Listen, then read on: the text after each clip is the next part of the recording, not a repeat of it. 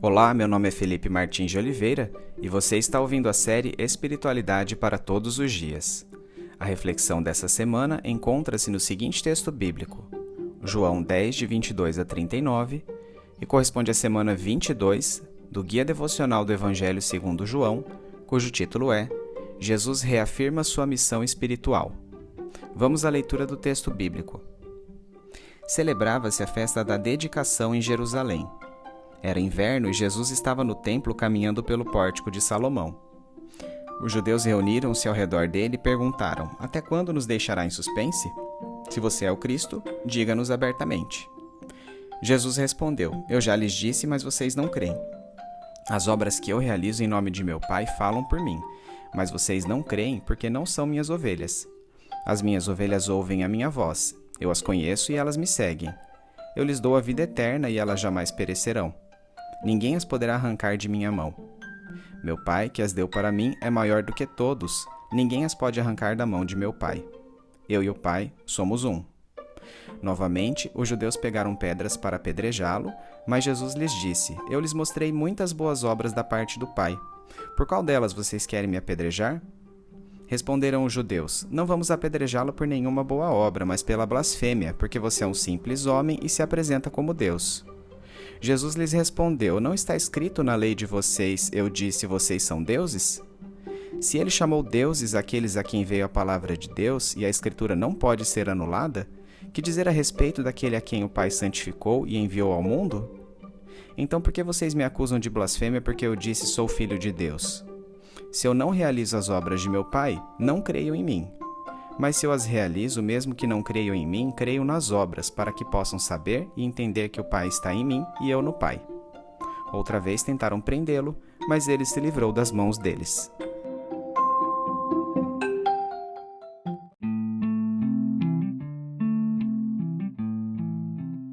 Os fatos aqui narrados ocorrem por ocasião do Hanukkah, a festa da dedicação, comemoração à dedicação do templo por Judas Macabeu em 165 a.C., depois da profanação cometida por Antíoco IV Epifânio, governante do Império Greco-Macedônico pertencente à dinastia Seleucida. Antíoco tentara implementar uma política de helenização radical da Palestina por meio da erradicação da fé judaica. Além de proibir diversos elementos centrais do culto judaico e de tentar destruir os manuscritos da Torá, Antíoco exigira oferendas ao deus grego Zeus. O insulto máximo perpetrado por ele fora levantar uma estátua de Zeus e sacrificar um porco, animal considerado imundo pela lei mosaica, no templo de Jerusalém. Contra essas medidas, ocorrera a revolta dos Macabeus, de 166 a 142 a.C., que resultara na independência do reino de Judá até 63 a.C., quando a Palestina novamente perdera sua soberania, caindo sob a dominação romana. A festa da dedicação era realizada no dia 25 de Quisleu, novembro e dezembro, durando 8 dias. Para celebrar o retorno da luz, purificação do templo, as comemorações da festa da dedicação tinham, à semelhança da festa das cabanas, que ocorria 2 ou 3 meses antes, grande iluminação, motivo pelo qual era às vezes designada como Festa das Luzes. Para os judeus, esta iluminação não apenas era vista pelo prisma espiritual, mas tinha conotação de liberdade e independência nacional. Talvez motivados pelo sentimento nacionalista trazido pelas festividades, é que alguns judeus cercaram Jesus, tentando saber se ele de fato era o Cristo. Era inverno e por isso Jesus não estava ensinando num lugar aberto, mas sim debaixo do pórtico de Salomão, quando os judeus o interpelaram. A pergunta daqueles indivíduos pretendia esclarecer se Jesus de fato era o Messias que eles esperavam, aquele que inauguraria um reino terreno em que os judeus sobressairiam como nação dominante, pois o povo desejava que naqueles dias levantasse um novo Macabeu que os livrasse da dominação romana. É exatamente por essa divergência entre o caráter espiritual da vinda de Jesus e a expectativa messiânica exclusivista e terrena dos judeus que ele era reticente em dizer publicamente eu sou o Cristo, pois isso equivalia a dizer eu sou o Cristo com todas as prerrogativas que vocês aguardam. Os evangelhos apresentam-nos diversas situações em que Jesus é evasivo em revelar-se e outras nas quais ele pede sigilo em relação à sua identidade. A narrativa do Evangelho segundo Marcos é aquela que mais enfatiza esse segredo messiânico. A resposta de Jesus à pergunta feita pelos judeus é inequívoca. Eu já lhes disse, mas vocês não creem. As obras que eu realizo em nome de meu Pai falam por mim. Por obras, Jesus quer dizer sinais e milagres, cujo poder atesta a sua união indissociável com o Pai, de quem se fez o porta-voz à humanidade. Aqueles homens, contudo, jamais creriam em Jesus, fizesse ele as obras que fizesse, pois não eram suas ovelhas. Jesus retoma aqui conceitos anteriormente explicitados em João 10, de 1 a 21, muito embora os eventos estejam cronologicamente distantes. A prova de fé consiste em dar ouvidos a Jesus, o bom pastor, passando a segui-lo no discipulado, o que garante a vida eterna prometida por ele. Nenhuma circunstância pode arrancar as ovelhas das mãos desse supremo pastor. O discípulo está seguro nas mãos de Cristo, o qual, por sua vez, está seguro na mão do Pai.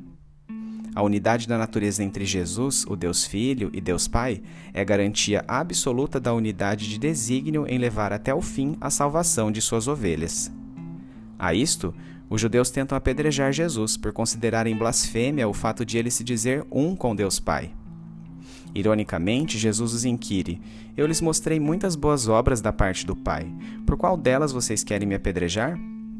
A pergunta desnuda a profunda iniquidade dos interlocutores de Jesus, que apesar de terem acompanhado as diversas obras benéficas anteriormente feitas por ele, tentavam executá-lo simplesmente porque o que ele dizia e fazia não se encaixava no conceito que eles tinham do Messias.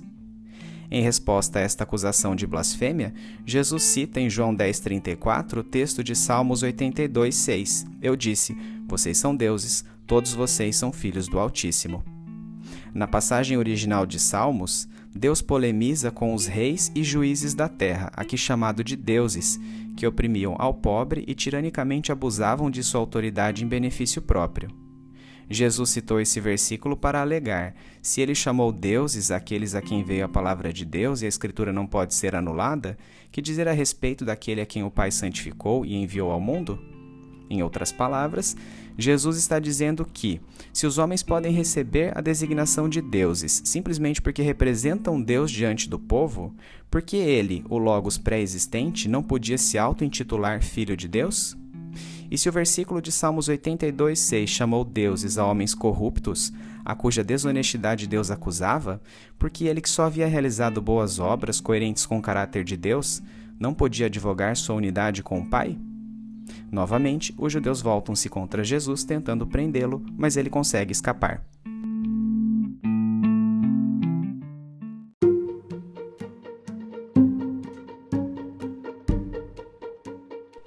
Aplicação prática. Jesus veio ao mundo como governante de um reino espiritual e abriu as portas para a disseminação da fé a todos os povos. A ausência de atributos políticos deste reino e sua universalidade feriram o nacionalismo exclusivista judaico e constituíram o cerne da crucificação de Jesus.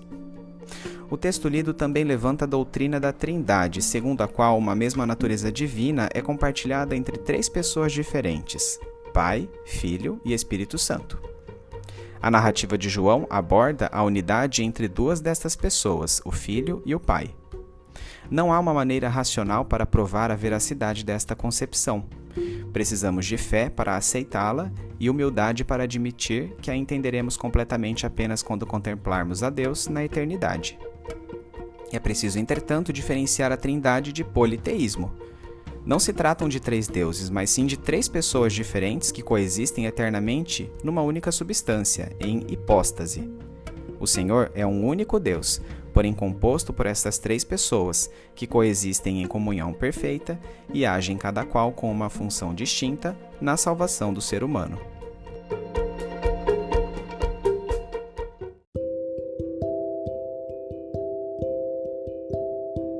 Trazendo da mente para o coração. Ó Deus, que maravilhoso presente é ser ovelha deste Supremo Pastor, que a si mesmo decidiu entregar-se para que eu fosse seu. Obrigado porque este pastor não abre mão de mim, e não há quem possa arrancar-me de suas poderosas mãos. Que mistérios circundam sua natureza divina, a qual não posso compreender. Sua grandiosidade só enfatiza minha pequenez e a necessidade de humildemente curvar-me diante do Senhor. Por quantas ocasiões não tentei adaptar a figura de Jesus às minhas falsas concepções a respeito de quem o Senhor é? Quantas revoltas interiores e quantas crises de fé advieram do simples fato de que eu não sabia quem Jesus era. Como judeus dos tempos de Jesus, eu queria que ele fosse aquilo que minha concepção limitada almejava, e então frustrei-me por não ter um Deus na forma que concebi. E no final das contas, percebi que o Deus por quem eu ansiava nada mais era do que um reflexo de mim mesmo, de minhas aspirações egoístas. Um vento frio vem das janelas abertas nesta manhã, lembrando-me que o Senhor diariamente sopra em mim o Espírito Santo, que torna Cristo mais e mais vívido à medida que tenho maior intimidade com o Senhor. Respiro profundamente o frescor deste ar, enfatizando que este Espírito habita em mim, como o vento que entra por minhas narinas, fazendo-me ansiar pelo dia em que verei o Senhor face a face, quando então o contemplarei em sua totalidade. Que, consciente da honra que a Jesus é devida, eu o sirva com uma atitude obediente e obras coerentes com seu caráter, que é o mesmo de Deus Pai. Que meu temor resulte em intimidade profunda com o Senhor, da mesma natureza que a relação entre o Pai e o Filho. Em nome de Jesus. Amém.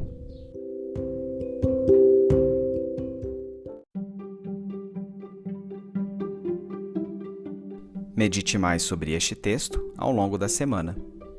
Domingo, leia o texto de João 10, de 22 a 39, bem como os comentários sobre ele. Segunda-feira, qual o significado histórico da festa da dedicação, ou Hanukkah, aos judeus? Terça-feira, por que a concepção messiânica dos judeus foi frustrada por Jesus, apesar de ele executar os milagres que somente o Messias poderia realizar? Quarta-feira, qual o significado da defesa de Jesus contida em João 10:34 em relação à acusação de supostamente cometer blasfêmia ao igualar-se a Deus? Quinta-feira, como a doutrina da Trindade distingue-se do politeísmo? Sexta-feira, reflita em duas importantes realidades trazidas a nós por este texto. Primeira, a prova da fé consiste em dar ouvidos a Jesus, o bom pastor, passando a segui-lo no discipulado, o que garante a vida eterna prometida por ele. Segunda, nenhuma circunstância pode arrancar as ovelhas das mãos deste supremo pastor. O discípulo está seguro nas mãos de Cristo, o qual, por sua vez, está seguro na mão do Pai. Sábado, quais as implicações práticas do texto de João 10, 22 a 39 para a sua vida?